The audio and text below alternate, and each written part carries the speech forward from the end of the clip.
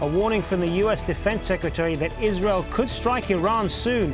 That comes as top Israeli officials insist action should be taken. So, has the countdown to attack Iran begun already? And what would the regional implications be? This is Inside Story.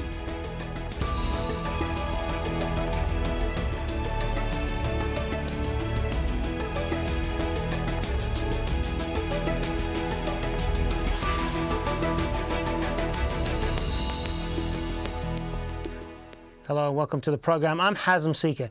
The United States Defense Secretary has warned that Israel could attack Iran possibly as early as April. Leon Panetta's comments to a U.S. newspaper come as Western fears grow over Iran's continuing nuclear program. The United States and the European Union imposed tighter sanctions on Iran in recent weeks, but it remains defiant, warning the West it will retaliate. Nicole Johnston has more. It's a strong message from Iran's supreme leader, Ayatollah Khamenei. He says Iran will retaliate against the oil embargo at the, quote, right time, and that it will support any country or group which confronts and fights against Israel. Earlier, the Washington Post reported that US Defense Secretary Leon Panetta believes there's a strong likelihood Israel will strike Iran in April, May or June. In Israel too, the Iran rhetoric has been stepped up, with a warning that time is running out to stop Iran developing a nuclear weapon. Many experts in the world, not only here, estimate that the result of not taking action will inevitably be a nuclear Iran, and that dealing with a nuclear Iran will be more complicated, more dangerous, and more costly in blood than stopping it today. Thus, those who say in English, later, may find later is too late. However, Iran maintains its nuclear program is for civilian purposes. But the US and Europe aren't taking any chances. This week, the US Senate Banking Committee passed a bill to widen sanctions against Iran. If approved, it would stop Iranian banks from using an international electronic banking system called SWIFT, which they depend on to do business. The bill will now go to the US Senate. In January, the European Union announced it will stop buying Iranian oil in a few months. In response, Iran is now considering banning sales to the EU indefinitely. If the bill is passed, I think it will win by a landslide. We are sure it will pass because most Majlis members think there is no need to sell oil to the EU, and we don't need their money. They want to defeat us by imposing the strictest sanctions upon us, but in fact, we will make them pay the price, and the EU will be bankrupt. But so far, Iran is the one paying the price. Ships carrying grain to the country are being held up or turned back at port because EU sanctions are making it difficult for traders to get money from European banks to export grain to Iran. And Iranian officials have announced the death penalty will be given to people involved in black market currency trading, which disrupts the economy. The black market has taken off since the Iranian rial plummeted against the US dollar. Another sign that Iran is under pressure. Nicole Johnston, Al Jazeera.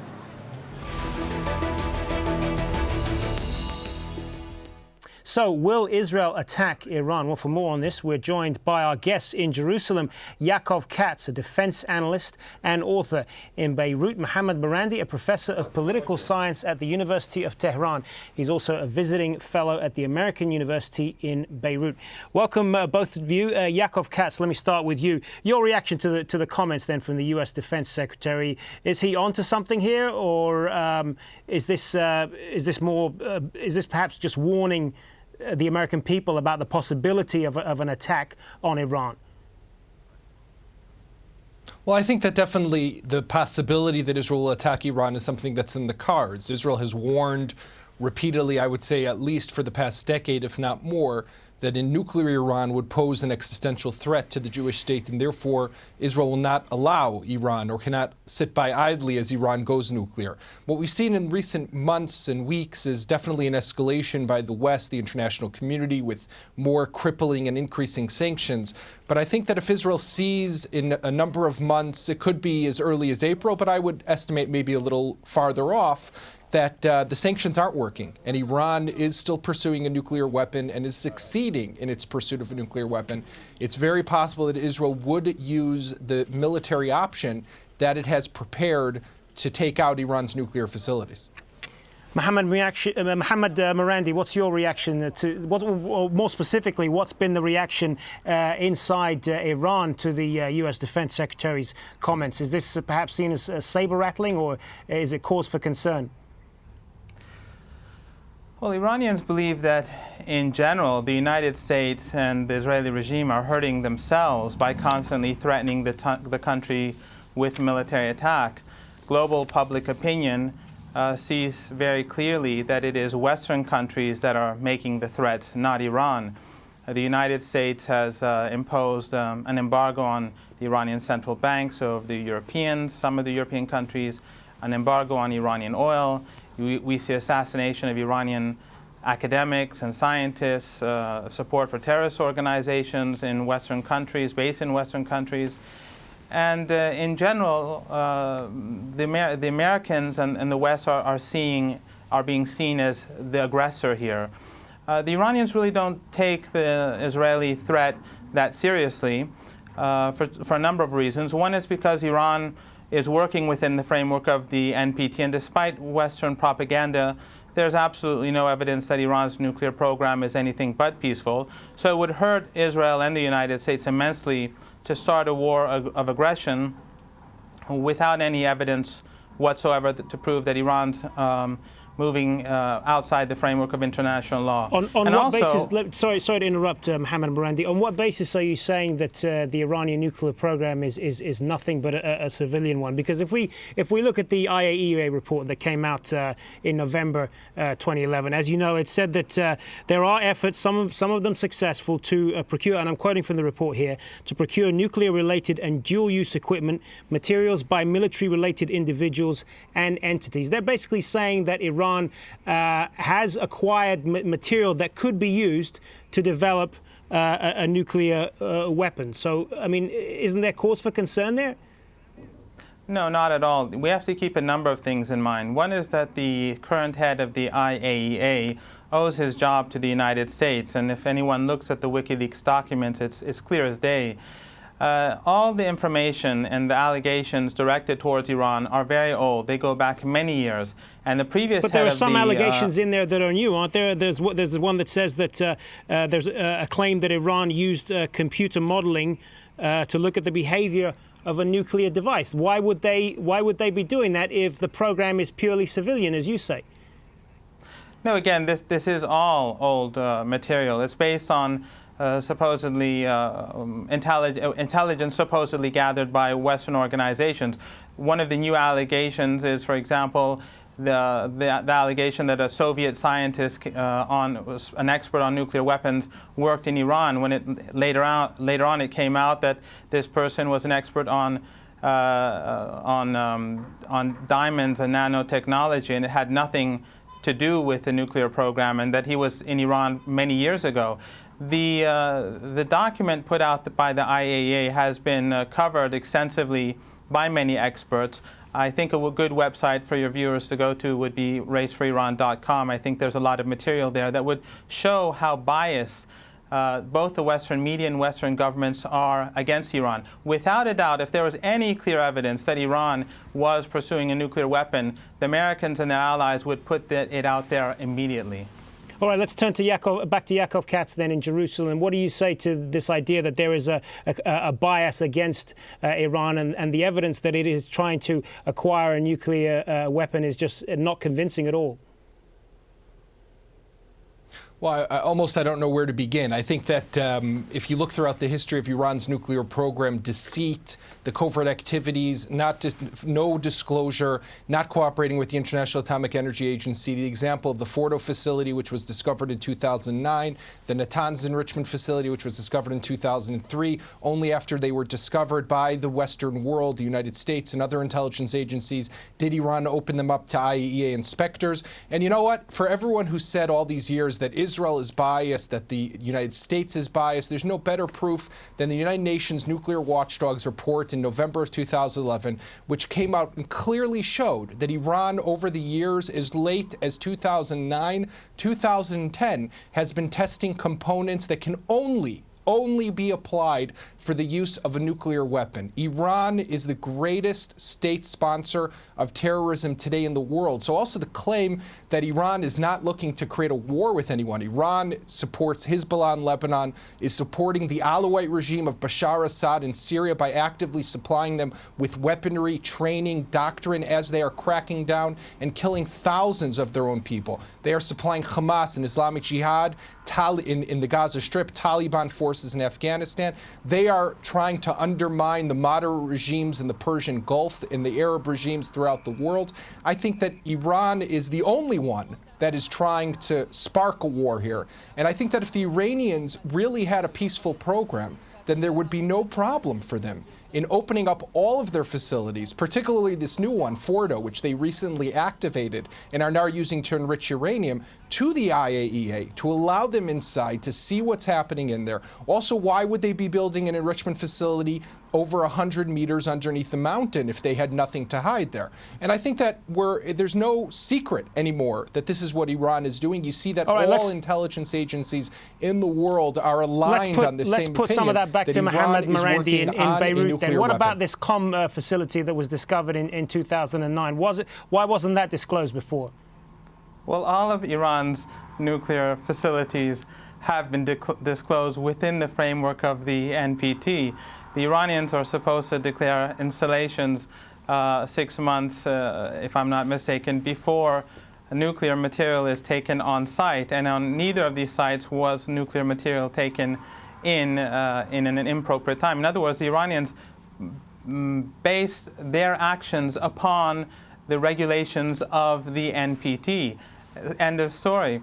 Why has Fordo been built underground? I think it's because basically the United States and Israel have constantly threatened Iran with military attack.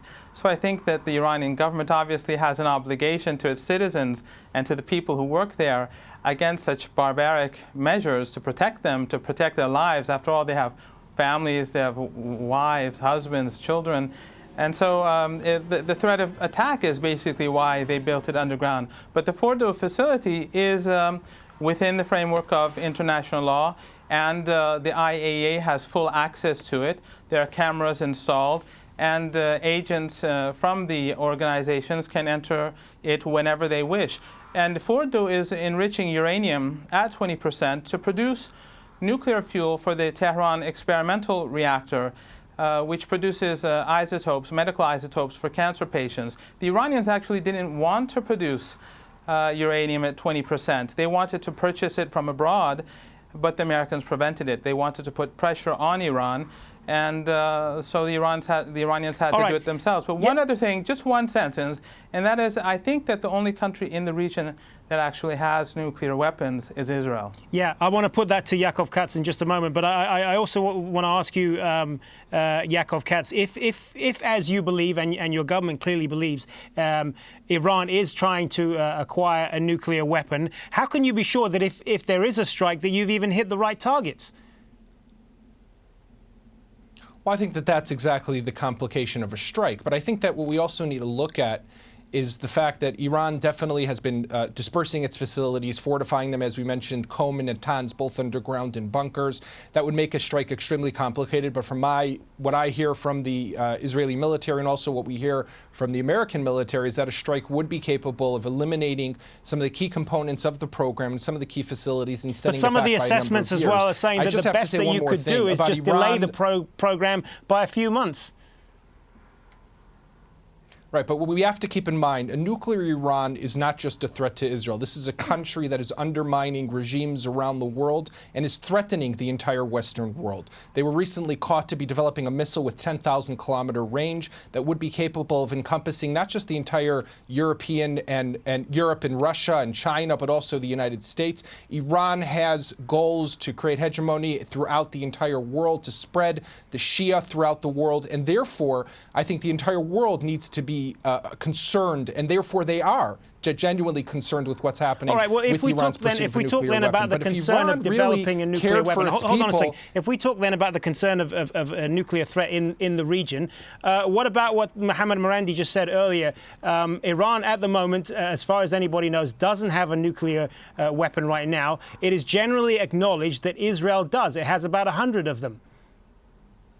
Isn't that a threat? First of all, I don't know that Israel has nuclear weapons. Israel holds by a policy of ambiguity, doesn't say it doesn't say it doesn't. But what we have to keep in mind is that Israel has no offensive intentions. Israel is not calling to destroy another country. There's one country in the world today which is calling to destroy another country, and that is Iranian President Mahmoud Ahmadinejad calling to wipe the Jewish state, the state of Israel, off the map. And if Iran really cared, if its leadership really cared for its people, why would it be giving $1 billion a year to Hezbollah? Why would it be giving $500 million a year to Hamas and Islamic Jihad? Why would it be providing support for the violent, brutal, aggressive regime of Bashar Assad in Syria, and not giving that to the people who are having to change in their Iranian currency for dollars, who are finding themselves out of work, unbelievable unemployment, runaway inflation inside Tehran and throughout the entire country. And I think that instead of investing in a nuclear program and a nuclear weapon that will only bring them disaster, unfortunately, why aren't they investing inside their own country? And I think that tells a lot, is very telling of what Iran's true intentions really are. Let's move on then to some of the economic aspects of this, and specifically the sanctions.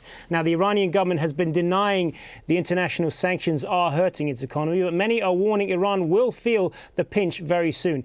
The sanctions have led to a shortage of foreign currency, leading the Iranian rial to depreciate.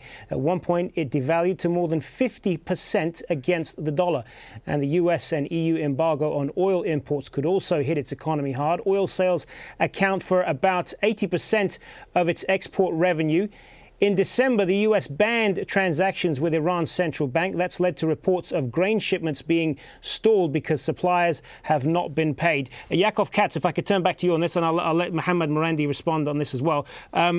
The sanctions do seem to be having an effect, don't they? Why the need for a military strike? I agree. Israel would prefer not to have to launch a military strike against Iran. A military strike is not the preferred option. It would lead to a war within the region, could destabilize the entire region. That's not what Israel wanted. If Israel wanted to attack Iran, it had the past 10 years to do so, but that's not what Israel wants to do. Israel prefers a peaceful outcome. The sanctions that are being imposed, if they are crippling sanctions, they are believed to have the ability to get the Iranian regime to understand that on the one hand, it has a dilemma. Either it will lose its power, its regime will not survive, or if it complies with international standards, complies with regulations, allows the IAEA into the Fordo facility, which is not yet allowing, then it will have the ability to potentially reach an agreement with the world and be able to stop its nuclear program without a military strike. Israel prefers that that be the case. Mohammad Marandi, you want to respond to that? Well, there's so much to respond to. First of all, a lot of what he said is, to be very honest, absolute nonsense. Iran is not producing a missile for 10,000 kilometers. And of course, Iran supports Hamas and Hezbollah because these are forces that have been oppressed. Their people have been oppressed by Israelis. The Israelis have launched perpetual wars against the people of Gaza, against the people of Lebanon, and obviously the Iranians support them. And the Iranian position on Syria is that external players should not get involved in the country, and the country should be move forward peacefully to a peaceful resolution. The Israelis are obviously the aggressors here. Even the rhetoric used by your guests shows clearly how aggravated and aggressive they are. The very idea of imposing sanctions and crippling sanctions to make ordinary Iranians suffer is quite barbaric, and I think it reveals the mentality of Western leaders and the leaders of the Israeli regime and the mentality of a dying empire. These sanctions obviously will create difficulty in Iran, but they are not going to diminish Iran's power nor the unity of the people in the country. Iranians recognize that the nuclear program is an issue of sovereignty, and that the Iranian people have a right to a nuclear program, and that they are working within the framework of international law, including in Fordo, which the Iranians are very much within the framework of international law. One point that I would like to also point out is that Iran and the Iranian president, nor any Iranian leader, has never said that Israel must be destroyed in a military sense at all. This is a fabrication and a willful misinterpretation and mistranslation of statements made in Iran. The Iranian position has been and continues to be that Israel as an apartheid state, a racist state, has no legitimacy and must cease to exist because all Palestinians have the right to return and live in Palestine as equal citizens along with Jews and Christians. So just like apartheid South Africa, in the eyes of Iranians, was an illegitimate state, it ceased to exist, and now you have a very different country. This sort of willful mistranslation of Iranian statements is something that we're very much used to. But now Western countries are behaving in a more dangerous manner. It is very important to get this across to world public opinion so they recognize who is the aggressor and who is the victim. Yaakov Katz, I mean, if we look again about the possible consequences, possible unintended consequences of a military strike by Israel on Iran, as Mohammad Marandi mentioned there, Iran has proxies all over the region, Hezbollah in Lebanon, Hamas in Gaza. There is a real possibility that they will retaliate if there is a strike on Iran. That's something that the Israeli government has to consider. There are also consequences as far as the price of oil. All of those things, all of these drawbacks have to come into this if a military strike decision is made. Well, I think so. I think definitely. First of all, I appreciate that the other guest recognizes that his country is the greatest state sponsor of terrorism in the world. I think that's important that the Iranian people understand that. I also think that what we need to realize that the Iranian people aren't happy with the regime. We saw the Green Movement that sprouted up after the elections that were stolen by Ahmadinejad in 2009 and were beaten back down. The Iranian people aren't happy with this regime and would like freedom, and I think that's important. Hezbollah, Hamas, and the potential fallout of a strike that Israel or the West would launch against Iran could potentially lead to a war, and that's what Israel needs to be prepared for. But again, I think that Israel's preferred option, as I stated before, is for there to be an Iranian decision on its own to abandon its enrichment of uranium, to stop developing a nuclear weapon, to stop supporting terrorism throughout the world, to stop brutally oppressing its own people. And that potentially could not force Israel or the West's hand in having to take military action to eliminate and stop Iran from obtaining weapons of mass destruction that would create unbelievable risks, dangers for the entire world, not just for Israel. This is a danger for the entire Middle East and for the entire world. Well, you talk about the danger that this regime poses, Yaakov Katz, but isn't there a possibility that this could backfire quite badly for Israel? I mean, there is the possibility, isn't there, that you're only prolonging this regime indefinitely with a military strike, that this could force Iran to simply dig in their heels? No, definitely. I think that this is part of the dilemma. There's no question, I think, and it would make sense, like you stated, that if someone were to attack Iran, the people of Iran, which today are not behind their violent, oppressive regime, would likely rally behind Ahmadinejad and Khamenei because their country is under attack. So I think that this is definitely one of the dilemmas, and I think that it's so telling for how long Israel, America, the European countries have waited to crack down with greater sanctions, with the threat of military force, because they want there to be a peaceful resolution. But the problem is that the Iranians have mastered all of the technology. They're at the threshold. They are a decision away from making a nuclear weapon. That's why things are so urgent. All right, just in the time we've got left, I want to give the last word to Mohammad Marandi. Well, this is a very upside-down world. The threats are made by an apartheid regime against Iran. If Iran supports terrorism, yes, Iran supported the African National Congress in South Africa when the United States and the Europeans were supporting the apartheid regime, and they consider these organizations terrorist organizations. No, the Iranians support the people, and the people in Iran support the Islamic Republic. All the polls have indicated this. The Iranian presidential elections were fair and very, very open. I didn't vote for the president, but he won very clearly. All the polls carried out by American institutions reveal this. And one final point, and that is that if Israel attacks Iran, it will be met with a very severe response from the Islamic Republic of Iran. Israel is no match for Iran. All right, and on that note, we're going to have to leave it. I want to thank both of our guests, Yaakov Katz in Jerusalem and Mohammad Marandi in Beirut. That's it for this edition of Inside Story. If you want to send us your feedback, remember, just email your thoughts to us at insidestory@aljazeera.net. Thanks for watching. Bye for now.